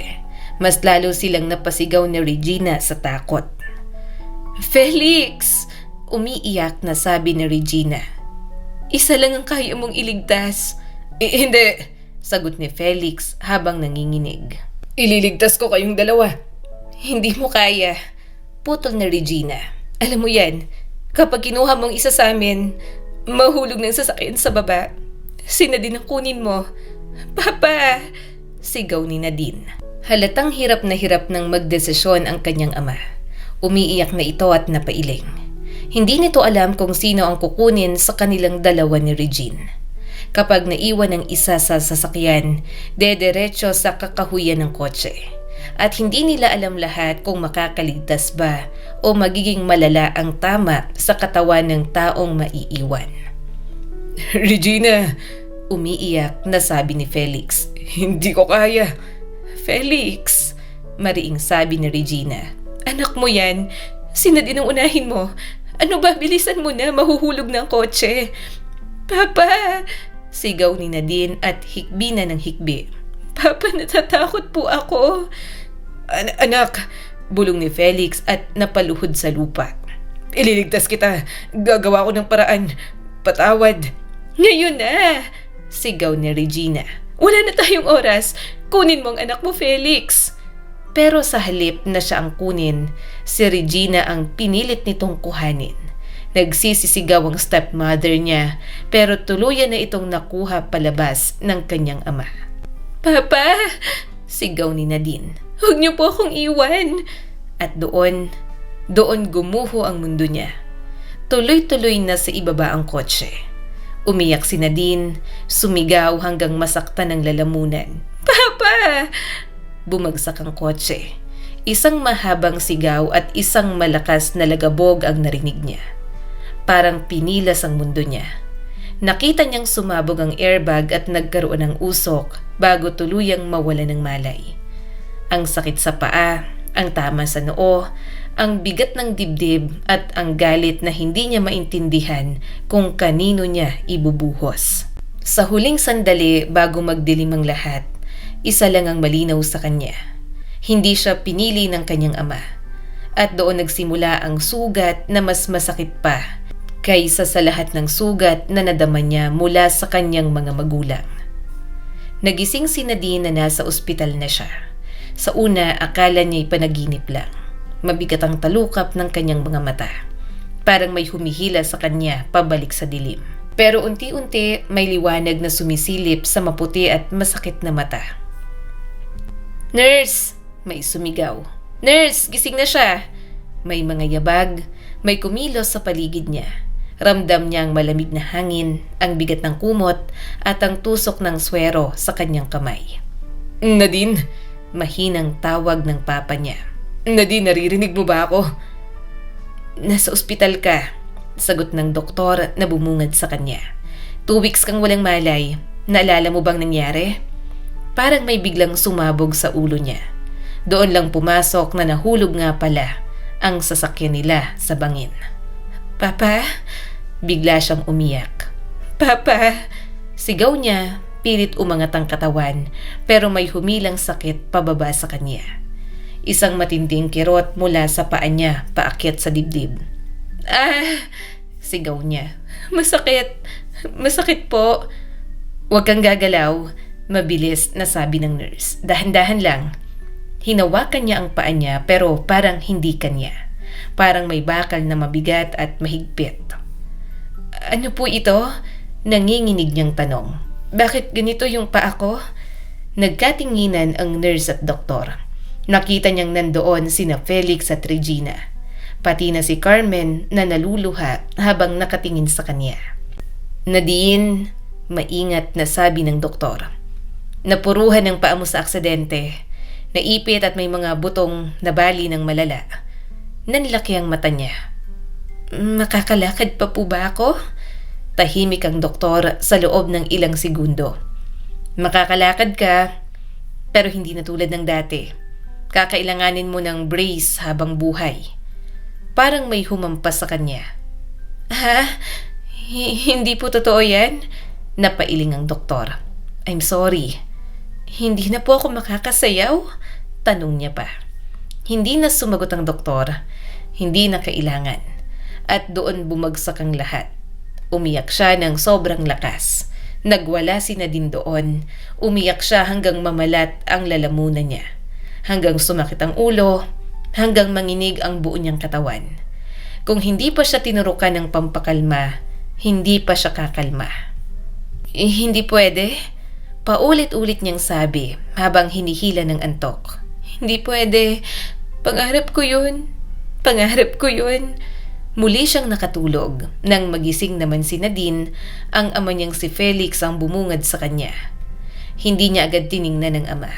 Ramdam niya lang ang presensya nito, ang bigat ng katahimikan at ang pigil na hikbi. Anak, Basag ang boses nito. nandito si Papa. Kausapin mo ako, anak. Tahimik lang siya, nakatingin sa kisame at parang wala siyang naririnig.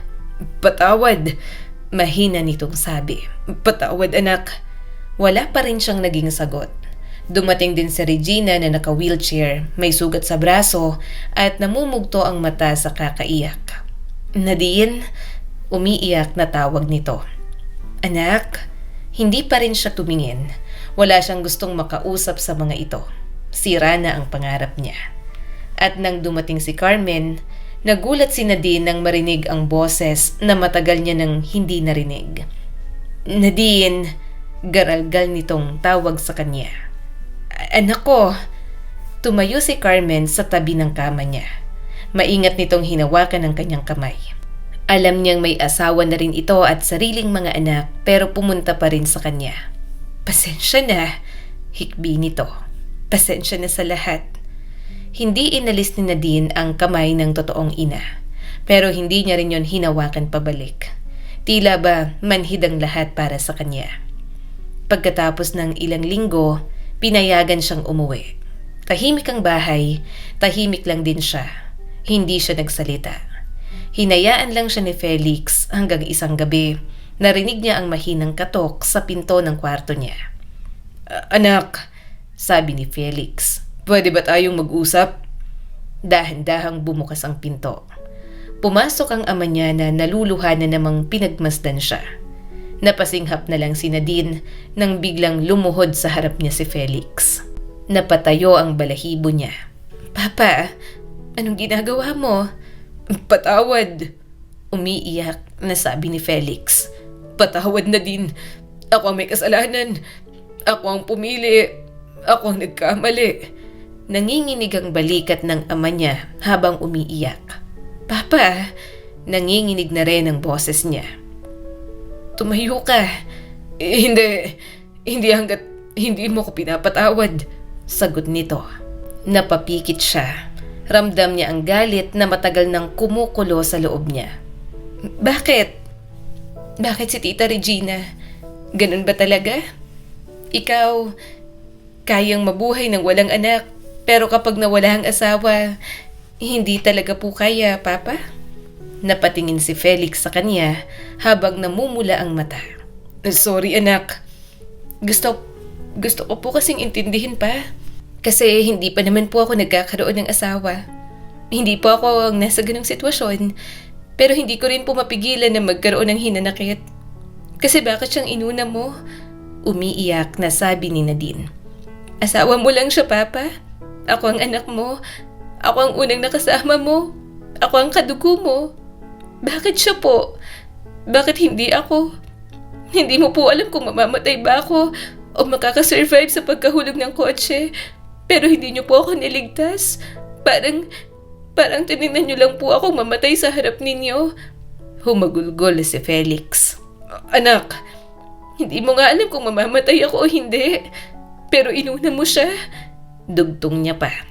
patawad. Paulit-ulit na sabi ng kanyang ama. Napakahirap ng desisyon na yon. Habang buhay kong dadalhin yon. Nakahinga ko ng maluwag na nakaligtas ka. Napatawa si Nadine ng mapait. Pero ganito naman, sira ng pangarap ko, Papa. Sinubukan siyang hawakan ng kanyang ama at naramdam niya ang panginginig nito. Anak, anong gagawin ko? Nadine, bago yon. May mga senyales akong nakitang buntis ang Tita Regina mo. Buntis pala siya, tama nga ako. Pagkatapos ng aksidente at mapunta kayo sa ospital, nalaman kong buntis nga siya. Siyang inuna ko kasi masela ng kalagayan niya. Alam kong mali na iniwan kita, na hindi kita iniligtas agad. Pero sana maintindihan mo na ginawa ko pa rin ang lahat para sa inyong dalawa. Na nahirapan akong bitiwan ka ng mga sandaling yon. Kahit si Regina, hindi rin nagustuhan ang ginawa ko. Parang dinudurog ng paulit-ulit ang puso ni Nadine. Kaya pala, okay lang na mamatay ako kasi may papalit naman. Hindi. Sigaw ni Felix. Hindi totoo yan. Anak ka namin. Wala kang kapalit.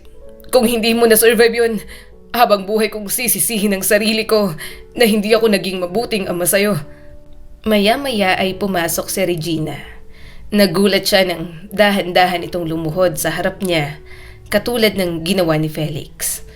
Hindi niya lubos maisip na luluhod sa harap niya ang sariling ama, pati na rin ang kanyang stepmother, na para bang inaako ng mga ito ang lahat ng kasalanan, ang lahat ng mga pangarap niyang natapos na. Pasensya na, hikbi ni Regina. Hindi ko kailanman ginustong mangyari to. Hindi ka papalitan, hindi kailanman. Hindi ko rin kinaya nang makita kong tumuloy na bababa ang kotse. Hindi na ako pinatulog ng konsensya ko, anak. Alam naming sobrang sakit nun para sa'yo. Pero sana mapatawad mo pa rin kami ng papa mo. Napatingin si Nadine sa kanilang dalawa. Ang ama niyang halos gumapang sa pagsisisi, ang babaeng handang lumuhod para sa kanya. Doon lang siya tuluyang bumigay. Umiyak din siya ng matindi. Umiyak silang tatlo sa loob ng kwarto niya. Hindi pa niya kayang patawarin, pero alam niyang kapag humupa na ang sama ng loob, mahahanap niya rin ang kapatawaran sa kanyang puso. Simula ng araw na yon, tuluyan na niyang kinalimutan ang pagsasayaw. Iba na ang pinadala para sa magiging trainee sa Global Girl Group at paunti-unti ay tinanggap niya yon. Nag-focus na lang siya sa pag-aaral, naghanap na lang si Nadine ng ibang interes. Inisip niya na lang na siguro ay baka hindi talaga para sa kanya ang pagsasayaw. Na may ibang magandang bagay na nakalaan para sa kanya ang Diyos. Doon niya napasok ang mundo ng animation. Nang pumasok siya sa kolehiyo, may kinalaman sa animation ang kursong kinuha niya. At kahit papaano ay nag-enjoy siya roon. Nakahanap pa rin siya ng tagumpay sa landas na yon. Sa mga nakalipas na taon, nakahanap pa rin siya ng kaligayahan at napatawad niya ang lahat ng nais niyang patawarin. Ate, tulungan kita. Bibong sabi ng kapatid niyang si Kurt. Napatingin naman siya at hinawakan ng kamay nito. Kaya mo ba ako? Oo naman ate. Dahan-dahan silang bumaba ng hagdan. Habang bumababa, kung ano-ano ang sinasabi ng kapatid niya. Ate, papakilala mo ng boyfriend mo? Bakit ka nagbo-boyfriend? Wag na. Tumawa si Nadine. Anong wag na? Gusto mo bang tumanda kang dalaga? Ayoko nga. Saka crush ko ng high school ang boyfriend ko ngayon, kaya tawagin mong Kuya Leo ha? Mas gwapo ako ron ate. Basta kapag sinaktan ka niya, sasapakin ko siya. Napangiti siya nang makarating na sila sa labas. Nandoon na sina Felix at Regina. Nandoon na rin ang boyfriend niyang si Leo.